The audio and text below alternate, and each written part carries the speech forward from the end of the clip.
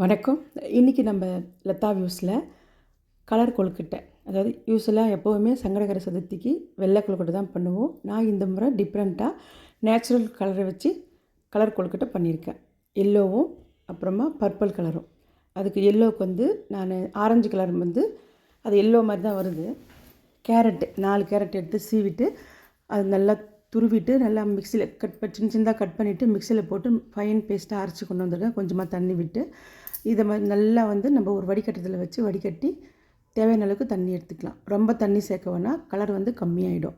அதனால கொஞ்சமாகவே தண்ணி சேர்த்துட்டு அதுக்கப்புறம் ஒரு கப் அளவுக்கு இன்னொரு வச்சு அலசி சேர்த்துட்டு இந்த அளவுக்கு வந்துச்சு. இப்போது பீட்ரூட் வந்து தோலை சீவிட்டு ஒரே ஒரு பீட்ரூட் எடுத்துருக்கேன், கொஞ்சம் பெரிய சைஸு. அதையும் கட் பண்ணி நல்லா மிக்சியில் அரைச்சிட்டு வடிகட்டி அதையும் எடுத்துக்கலாம். இந்த மாதிரி பீட்ரூட் கலர் வந்து ரொம்பவே நல்ல கலர் வந்துச்சு. இந்த மாதிரி நல்ல கலர் எடுத்துகிட்டு நம்ம ரெண்டுத்தையும் வச்சு தனித்தனியாக எடுத்து வச்சுக்கலாம். இந்த சக்கை நம்மளுக்கு தேவையில்லை, அதை எடுத்து போட்டுடலாம். இப்போது ஒரு பாத்திரத்தில் இன்னொரு கப்பு தண்ணி சேர்த்து மொத்தமாக ஒரு கப்பு பீட்ரூட் 1.5 கப்பு வந்துச்சு. அது கூடவே சேர்த்து நான் இன்னொரு 1/2 கப்பு சேர்த்து 2 கப்பு அப்படி சேர்த்து வச்சுருக்கேன்.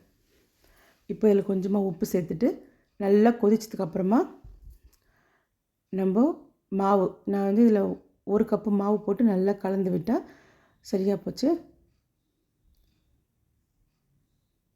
1 கப்புன்னா ஒரு 1/4 கேஜி வரும் அந்த மாவு. அதாவது கொழுக்கட்டை மாவு, இடியாப்ப மாவு இருக்கு இல்லையா, அதுதான். நம்ம பச்சரிசி மாவை நல்லா ஊற வச்சுட்டு இது பண்ணிவிட்டு உணர்த்தி அரைச்சின்னு வந்து வறுத்து வச்சுக்கிறோம் இல்லையா, அந்த மாவு அது. அதுக்கப்புறமா அதை ரெடி பண்ணி மாவு கலரை எடுத்து வச்சுட்டு இப்போது ஆரஞ்சு கலரும் ரெடி பண்ணிடலாம். அதுக்கும் 1 கப்பு வச்சுட்டு இது வந்து கொஞ்சம் 1 கப்பை விட கொஞ்சம் கம்மியாக மாவு சேர்த்தேன், அது சரியாக போச்சு.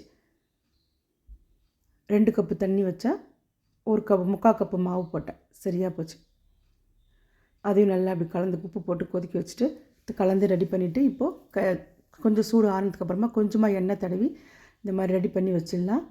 வச்சுட்டு மூடி வச்சு ரெண்டுத்தையுமே ரெடி பண்ணி எடுத்து வச்சுட்டு பூர்ணம் வந்து நம்ம எப்பவும் பண்ணுற தேங்காய் பூர்ணம் தான்.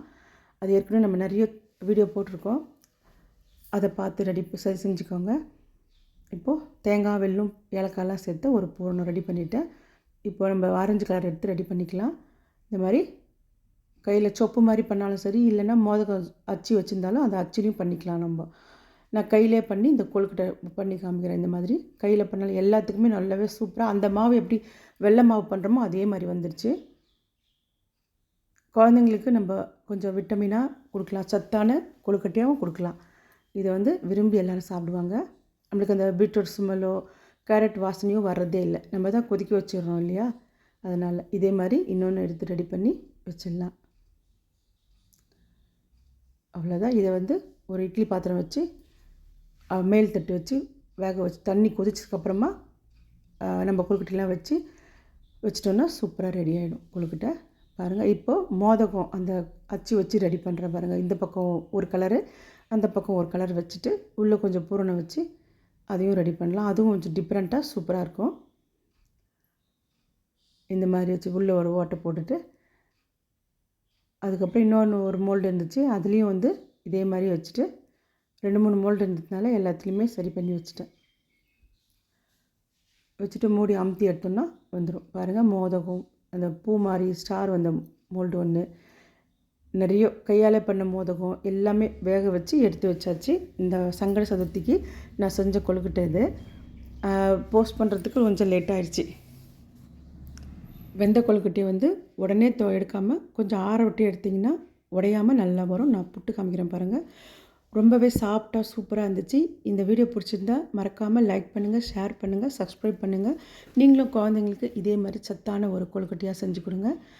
அவ்வளோ சாஃப்டாக இருந்துச்சு, டேஸ்ட்டாக இருந்துச்சுங்க. தேங்க்யூ.